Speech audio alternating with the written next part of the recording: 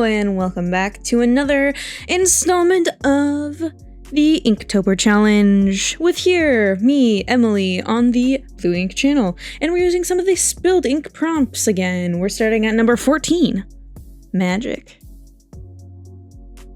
What I went for here is more of like a mage's study idea.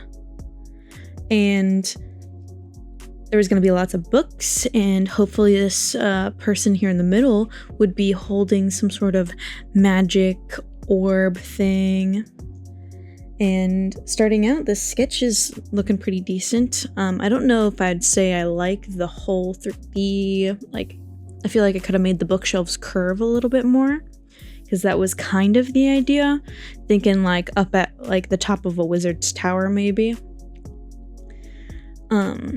But then I just kind of had struggles making the hand pose work. Like some of the earlier ones were okay, but there just wasn't the space in the middle for the orb that I wanted, and the fingers just looked weird, and none of the sketches felt right.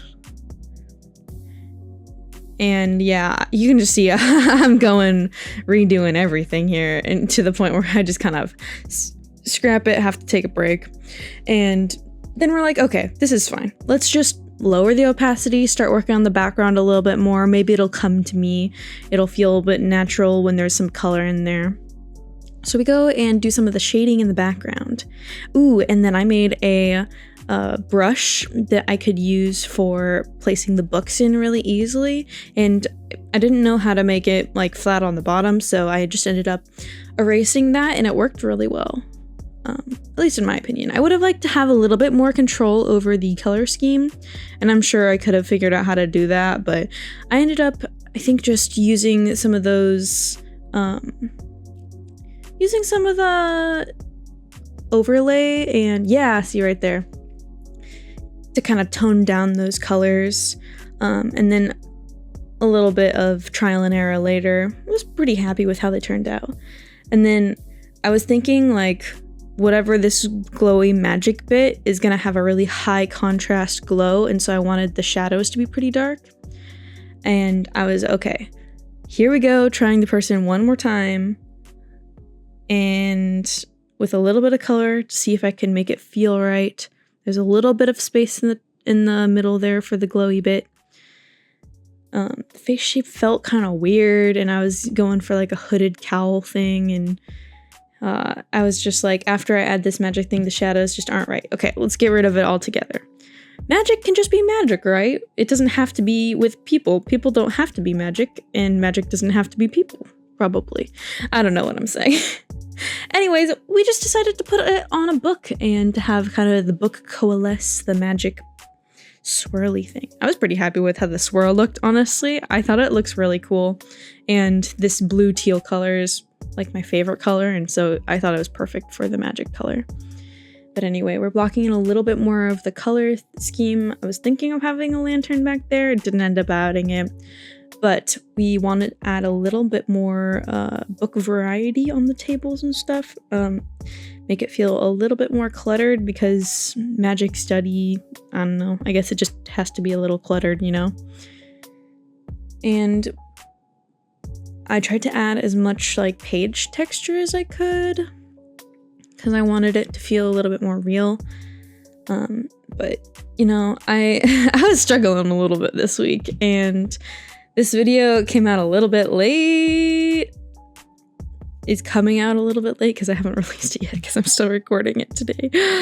But that's okay, because we added some really cool glow effects on this piece, and this is definitely the piece that I spent the longest on coming out of the previous week.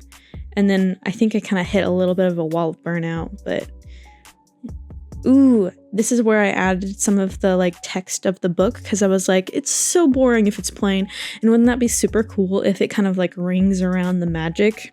So I did it, and here's the final product. And actually, I think it turned out pretty decently. And we're on to the second one here. This is number 15, Messy. I like I said, had hit a little bit of a burnout, or maybe a little bit of a artist block. Not like a whole ton of artist block, but just this one kind of resonated, I guess, a little bit, where I'm just like, I need a little bit of a break. And so I did a little bit more of a low effort drawing, I guess. I mean, I'm still pretty happy with it overall, because I just decided to draw myself how I think I am being messy. And not all the proportions are right, but it's kind of like, well, it's also a little bit of a messy drawing, and my hair is messy, and I just want to sit down and drink my hot cup of tea. So it was kind of like a little bit of a representation of how I was feeling this week. So I don't know. It brought me a little bit of healing. But I did decide to color it a little bit, but it's not quite like vibrant colors or what my normal colors is. I kind of just did a little bit of a messy color block to kind of, I don't know, fit the theme a little bit, I guess. And was like, okay, this is done. But I don't know, that's kind of cute.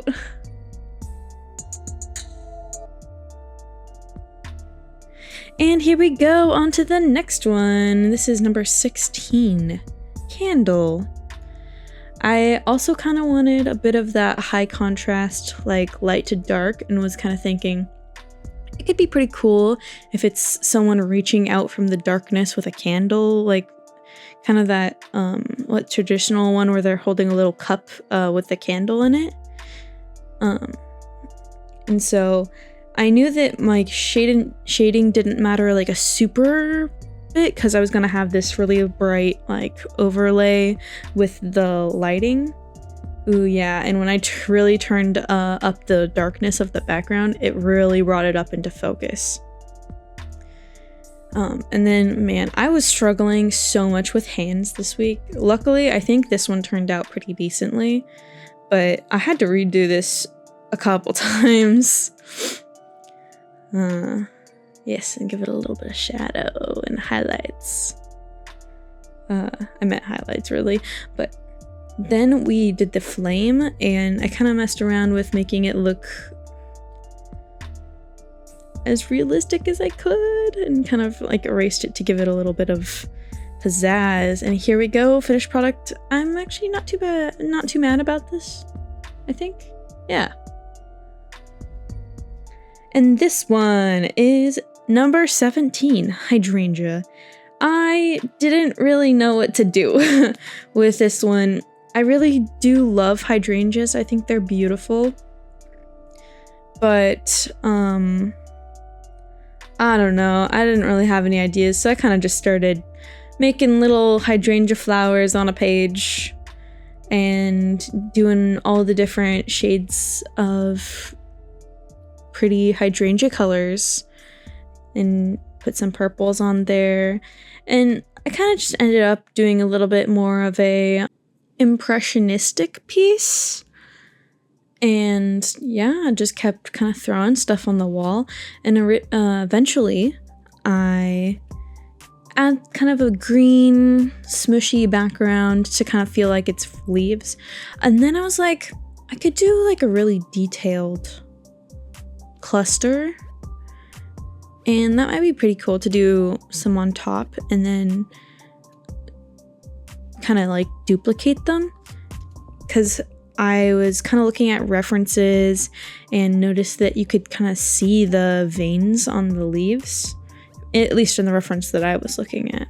And so I kind of gave them a little highlights and in a little green center, and started copy pasting them in different sizes and orientations, and then kind of gave the background a different color,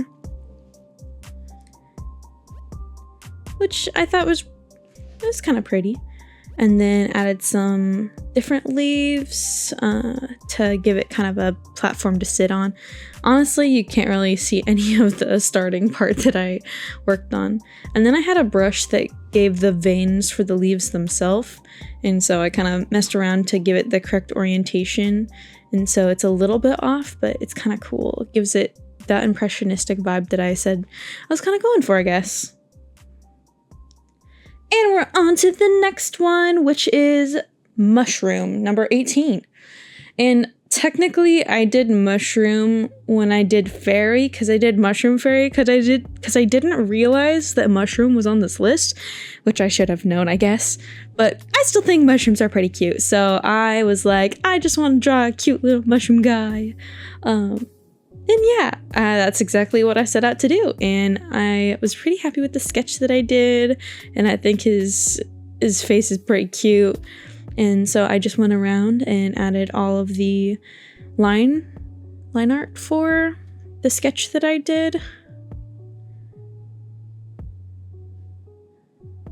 Also, I decided he needed a little mushroom pal, and so I did a little guy next to him.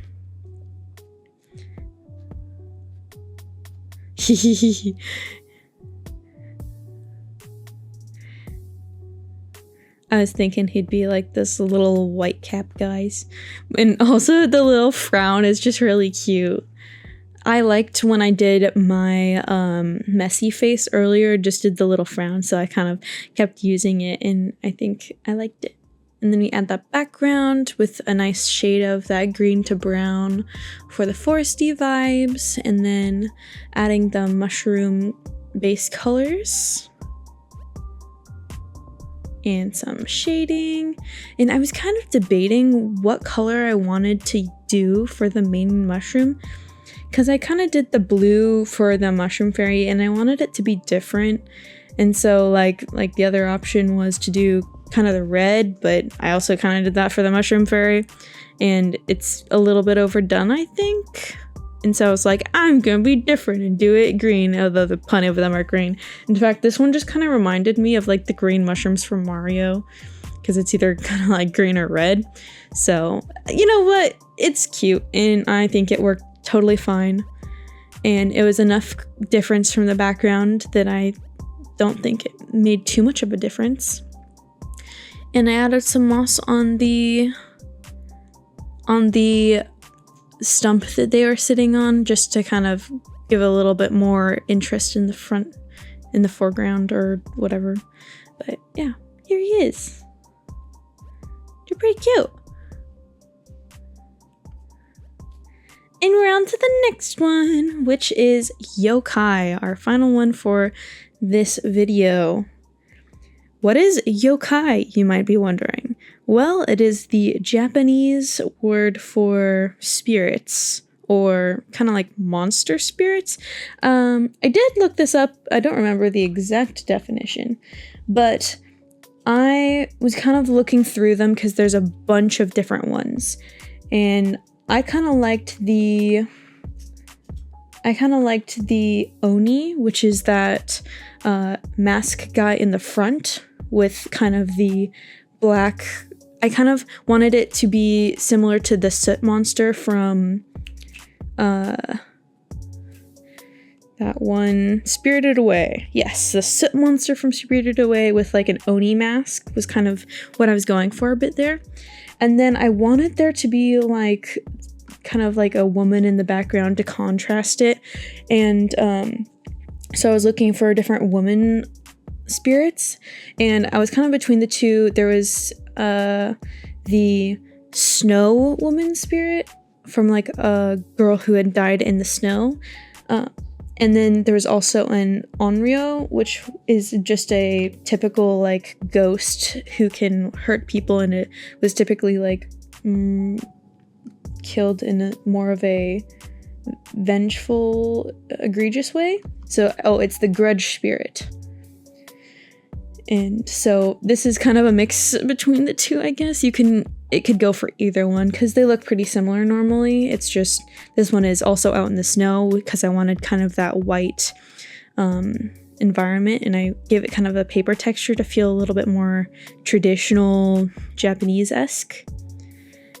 But then I added those blood splatters on like the edges of her kimono, and I'm really happy with how this turned out. Anyways, thank you again for watching this video, and tell me which one was your favorite, and I hope to see you next time. Bye bye!